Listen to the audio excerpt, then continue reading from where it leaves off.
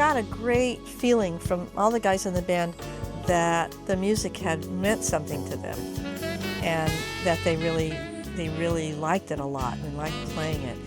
I love that these songs have a lot of room for musicians to do what they want to do and express themselves, because the music would never be what it is unless these guys were doing what they're doing. I mean, everybody is expressing themselves in this music, and it's just wonderful. I've been writing ever since I was a kid. For me, writing music was my journaling. So instead of a diary, I'd write a song. So all the songs that I wrote really had personal significance for me. So I just kept writing. I needed to be able to express more feelings with my voice, because I had such a pure voice as a little folk singer and as a teenager. So I started to write things that were hard for me to sing. And then I would just keep singing them until I could do it. So I kind of went from a folk era to sort of a folk rock era, and then I got more and more interested in chord changes.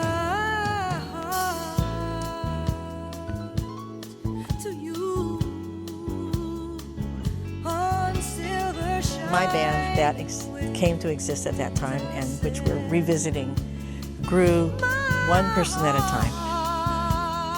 We already had a bit of a following, but it just built. And then as we grew the band, the following grew. And then the Blah Blah actually moved down the street, because the Blah Blah was actually getting quite successful too.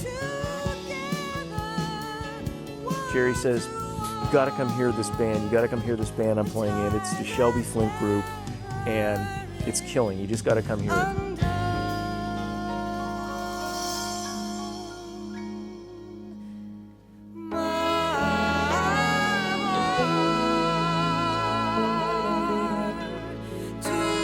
Forget where I was. I was driving over Coldwater Canyon, down into the valley, listening to what was then KDCA, which is now K-Jazz. And this music came on. The song was Mercury from the first album. Davey just began to play it like crazy. So at the end of the song, the guy says, well, that was the Shelby Flint group. And I said, well, now I'm really going to go see that band. We got together at Denny's house. The music was all there. I mean, some ways it felt like we just picked it up again. You know, we hadn't ever stopped. So after our first rehearsal, we felt, you know, we could do it. And we've had some offers to play in LA, and we will be playing in LA. The common denominator behind the whole thing. Without rearing really interesting. So we're all willing to go through hell and high water to play this music again. That's pretty wild. That's amazing. So the material that we recorded at Ocean Way, maybe 25 years ago, we're going to put it out. It's going to come out this year. It's still great, and it's never been heard. It's never been released. It'll be new. Once again, I understand how songs are made in silence, and meadows of ice can turn to fields. I have come back to these songs and come back to this group. I feel like a different person. I feel connected to this music. It has always meant so much to me, and I just feel so glad to have it back. Something we may never know. We'll be searching till the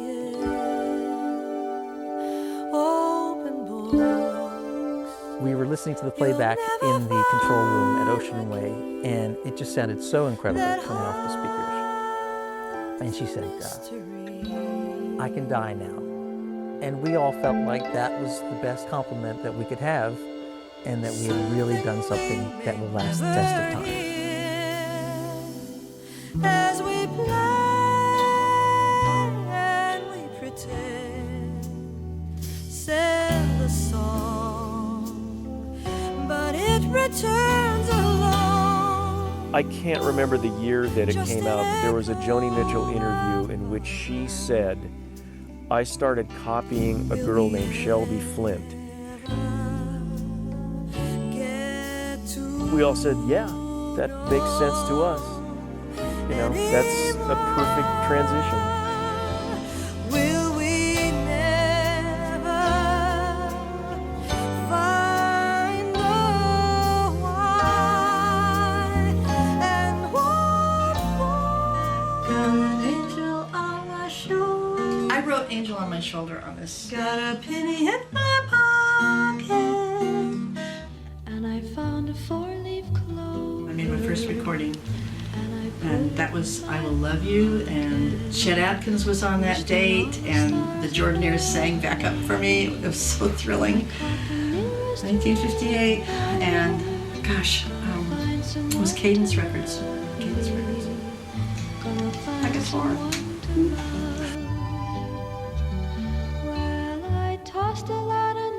Every promotional gig I did for Angel on My Shoulder was a lip sync.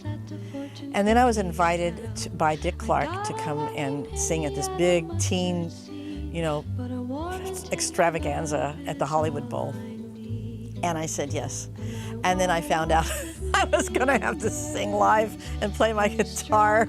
And I was so terrified. I stood on the edge, the apron of the stage with my guitar, and I literally could not count on my feet to move. I mean, didn't know that I was going to be able to walk out there. So I sang Angel on My Shoulder, and there was an orchestral background, and then I kind of got my footing under me, and it was a sort of transformational, I guess, because there I am on a stool under this big black sky with this beautiful pool in front and just little sort of stars in a way going off in front, and I don't know, it just was wonderful. And then I kind of floated off the stage. So that was quite an experience for me. It didn't cure me of stage fright though. And so I guess because of that I haven't done as much performing as maybe somebody else would have done if they had a successful record like I did. Yesterdays are all we bring with us to warm us by the fire. Yesterdays full of remembered love and traces of desire, gone away, and yet they echo down the corridors of time like a play. We keep remembering all the moments in our minds. Tell me why just the thought of you can make me cry. We were so beautiful then, you and I, keeping the promise in each other's eyes.